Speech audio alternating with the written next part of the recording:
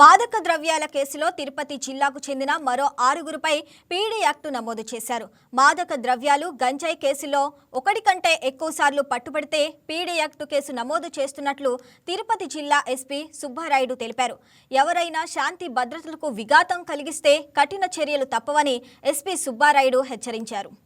జిల్లాలో ఇటీవలి కాలంలో వివిధ రకాల నేరాలు రిపీటెడ్ గా చేస్తున్న వ్యక్తులపై 7 మెంబర్స్ పై పీడీ యాక్ట్ పెట్టడం జరిగింది. అదేవిధంగా మళ్ళీ 6 మంది గంజాయి, ముఖ్యంగా గాంజా మరియు మార్గద్రవ్యాల నియంత్రణలో భాగంగా రిపీటెడ్ గా అఫెన్స్ చేస్తున్న వారిని గుర్తించి వారిపై శ్రీకాళహస్తి నుండి 2, 1 టౌన్ 2, 2 టౌన్ నుండి 2, సూలూరుపేట తడ నుండి 1, తిరుచానూరు పోలీస్ స్టేషన్ నుండి 1ని ఐడెంటిఫై చేసి 6 మందిపై ఫిట్ ఎన్డీపీఎస్ యాక్ట్ కింద పీడీ యాక్ట్ని నమోదు చేయడం జరిగింది. ఇంకా కొంతమందిని గుర్తించి వారిపై కూడా తొందరలో పీడీ యాక్ట్ పెట్టడం జరుగుతుంది. తిరుపతి జిల్లాలో ఎవరైతే ఈ మాదక ద్రవ్యాలు లేదా గాంజా సప్లై చేయడం, తీసుకురావడం, వాటిని వినియోగదారులకు ఇవ్వడం, డిస్ట్రిబ్యూట్ చేయడం ఏది చేసినా, నిల్వ ఉంచినా ఖచ్చితంగా కేసెస్ రిజిస్టర్ చేసి వారిపై రిపీటెడ్గా ఒకటి కాకుండా ఎక్కువ కేసెస్లో ఇన్వాల్వ్ అయితే పీడీ యాక్ట్లో పంపడం జరుగుతుంది.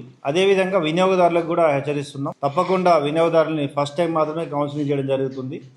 రెండోసారి వినియోగదారుడిగా దొరికితే వారిపై కూడా కేసెస్ పెట్టి ఈ మాదక ద్రవ్యాలని, గాంజాని పూర్తిగా నిర్మూలించడానికి కఠిన చర్యలు తీసుకోవడం జరుగుతుంది. అనవసరంగా కొంతమంది వ్యక్తులు ప్రలోభాలకి గురి చేసి గాంజాకి అలవాటు చేస్తే వారిపై కఠిన చర్యలు తీసుకొని వారి భవిష్యత్తు అంధకారంలోకి వెళ్తుంది. కాబట్టి ఇటువంటి సమాచారం ఏదైనా ఉంటే 112 కానీ, టోల్ ఫ్రీ నెంబర్ కానీ లేదా పోలీస్ వారికి కానీ తెలియజేస్తే తప్పకుండా వారి వివరాలు గోప్యంగా ఉంచి చర్యలు తీసుకోవడం జరుగుతుంది. అండ్ గాంజా ఫ్రీ జిల్లాగా ఏర్పాటు చేయడానికి ప్రజలు, మీడియా.